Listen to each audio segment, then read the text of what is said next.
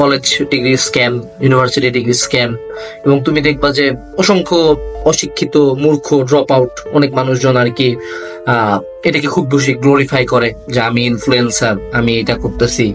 অপু ভাই ল্যাম্বরগিনি কিনতেছে, তারপরে প্রিন্স মামুন বিএমডব্লিউ কিনতেছে। তো আসলে তোমারও কি পড়াশোনা বাদ দিয়ে টিকটক, ফেসবুকিং বা আমার মতো কোর্স বই ব্যবসায় ঢোকা উচিত কিনা?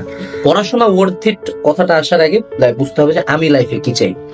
যেমন আমাদের বুয়েটের এমন অনেক বিশ্ববিদ্যালয়ের শিক্ষক স্যারেরা আছেন যাদের সামনে এই অপু ভাই ইনফ্লুয়েন্সার বা এই বড় বড় সেলিব্রিটির কারো দাঁড়ানোর মতো তো মানে অত সাহস নাই। এই এক একজন স্যারের রিসার্চ প্রোটোকল বা এক একজন স্যারের দেশ বা আবিষ্কার বা বিজ্ঞানের জগতে যতটা অর্জন, হ্যাঁ, এটা অনেক মানুষজন ফেদমও করতে পারবে না। কিন্তু তারা খুবই সিম্পল একটা লাইফ লিড করে। বিশ্ববিদ্যালয়ের শিক্ষকদের বেতন তো ওরকম আহামরি বেশি না, উনি যতটা এফোর্ট দেয় স্টুডেন্টদের পিছনে, রিসার্চের পিছনে, ওই পরিমাণে বেতন পায় না। এরকম শুধু বিশ্ববিদ্যালয়ের শিক্ষক না, অনেক বিশ্ববিদ্যালয়ের শিক্ষক স্যারেরা আছেন যারা রিসার্চার বা সায়েন্টিস্ট, যারা ওনারা যে পরিমাণে আবিষ্কার বা যে পরিমাণে লাইফে মানুষের লাইফে ইম্প্যাক্ট রাখেন ওই অনুপাতে তারা টাকা কামান না। কিন্তু তাদের এটা না, আমি গ্যারান্টি দিয়ে বলতে পারি স্যারদের এক ফোঁটা কোনো কমপ্লেন নেই। আমি শুধু আমার ভার্সিটির কথা বললাম। আমি যদি MIT-তে যাই, আমি যদি হার্ভার্ড যাই বা বিদেশি বিশ্ববিদ্যালয়গুলোর দিকে যাই, বা আমি যদি সায়েন্টিস্টদের কথা চিন্তা করি যারা আবিষ্কার করছে, যেমন রিসেন্ট টাইমসে যারা নোবেল প্রাইজ পাচ্ছে, যে কি সবচেয়ে ছোট ঘটনা ডিটেক্ট করছে, সবচেয়ে কম টেম্পারেচার পর্যন্ত তারা নিয়ে যেতে পারছে। এই জিনিসগুলো হয়তো বা আমাদের বেসিক হিউম্যান ব্রেন, আমরা যারা নন সায়েন্স পিপল, আমরা হয়তো বা ফেদম করতে পারি না। বাট এই সিম্পল জিনিসগুলোর কারণে কিন্তু মানব সভ্যতা আগায়।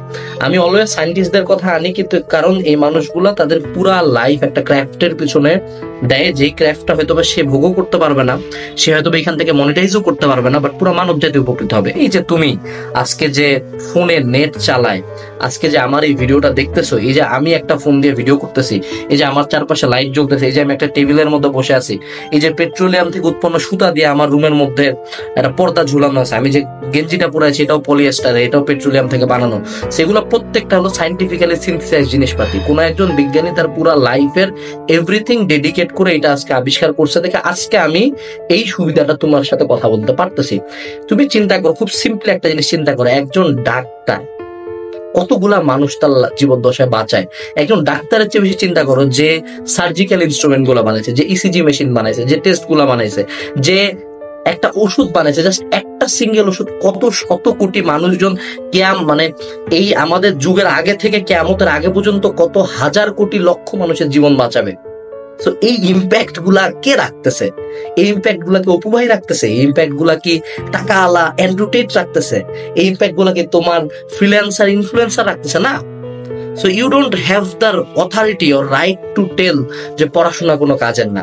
যারা এই ইম্প্যাক্ট গুলো রাখে তাদের পড়াশোনার প্রতি ফ্যাসিনেশন বেশি, তাদের আবিষ্কারের প্রতি ফ্যাসিনেশন বেশি, তাদের আউটপুট দরকার নাই। They don't want money, they don't want luxury, they don't want a Lamborghini, they want a patent. তাদের একটা প্যাটেন্ট চাই, তাদের রিসার্চ পেপার চাই, তাদের আবিষ্কার করাটা তাদের কাছে exciting. And you have no right to tell them যে না আপনি লাইফে ব্যর্থ। হ্যাঁ, আলেকজান্ডার গ্রাহাম বেল বলো বা যে বিজ্ঞানী অ্যান্টিবায়োটিক বানাইছে, তার সামনে 1000 কোটি ইনফ্লুয়েন্সার, পৃথিবীর সবচেয়ে ধনী 1000 কোটি নায়ক নায়িকাকে দাঁড় করালেও তার একটা ওয়েটেজ, একটা পায়ের ওয়েটেজ হয় না। এটাই বাস্তবতা।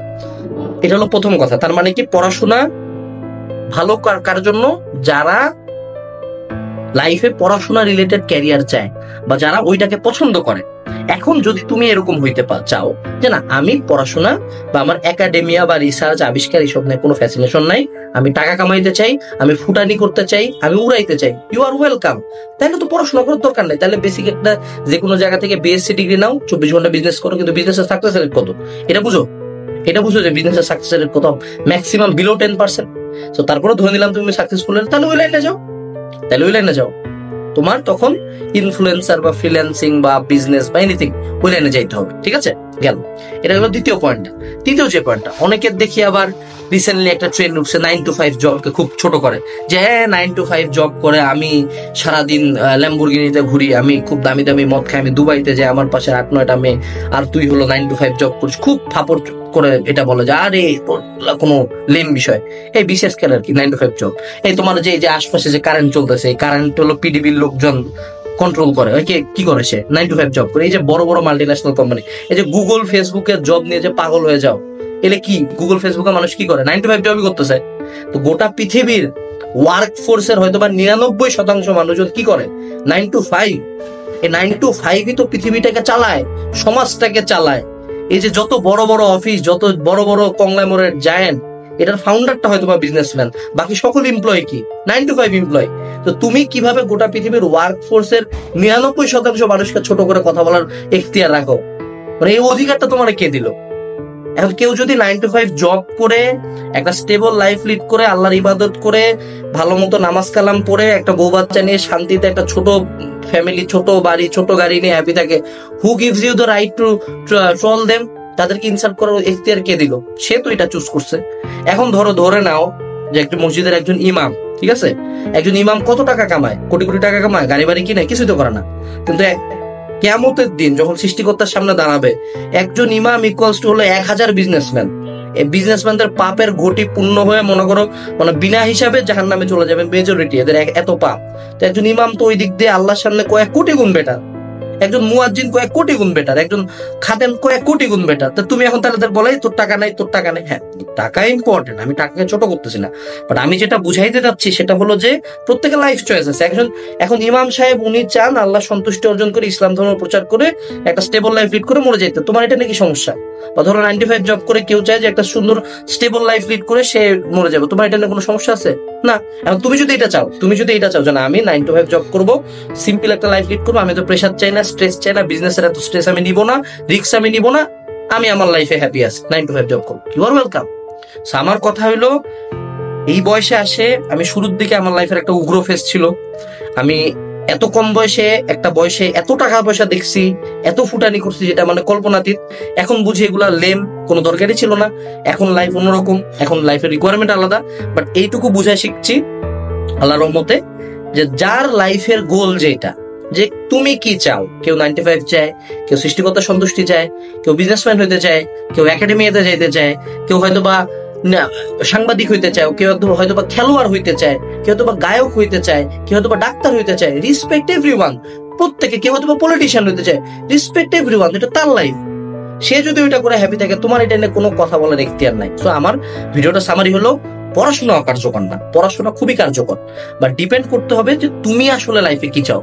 তুমি যদি অন্য ক্যারিয়ারে চাও তাহলে তোমার জন্য পড়াশোনা করার অতটা দরকার নেই, তুমি তোমার ওই ক্যারিয়ারে টাইম দাও। আর তুমি যদি চাও যে না একাডেমিয়া করে 9 to 5 যাবা বা অন্য কিছু করবা, তখন তোমার পড়াশোনা ম্যান্ডেটরি। কারণ পড়াশোনা ছাড়া এই বাংলাদেশের মতো দেশে খুব একটা সুবিধা করতে পারবে না। আই থিঙ্ক আমি আমার মেসেজটা বুঝাইতে পারছি। Don't follow the hassle culture. এই হাসেল কালচার, ইনফ্লুয়েন্সার, এইসব 2 টাকার মোটিভেশনাল ভিডিও দেখে রিয়েল লাইফ মিলায়ও না। রিয়েল লাইফে কয়জন গাড়ি কিনছে, কয়জন বিজনেস করে ফুটাচ্ছে, বা কয়জন কলেজ ড্রপ আউট হয়ে ভালো করছে, সে সমীক্ষাটা নাও, সংখ্যাটা খুব কম। এই জন্য এখন থেকে 1000 বছর আগেও স্টাডিকে গ্লোরিফাই করা হইতো, এখনো করা হয়, আগামী 1000 পরেও গ্লোরিফাই করা হবে। মনে রাখতে হবে সবাই বিজনেস করবে না, সবাই ইনফ্লুয়েন্সার হবে না, সবাই বোটানি করবে না।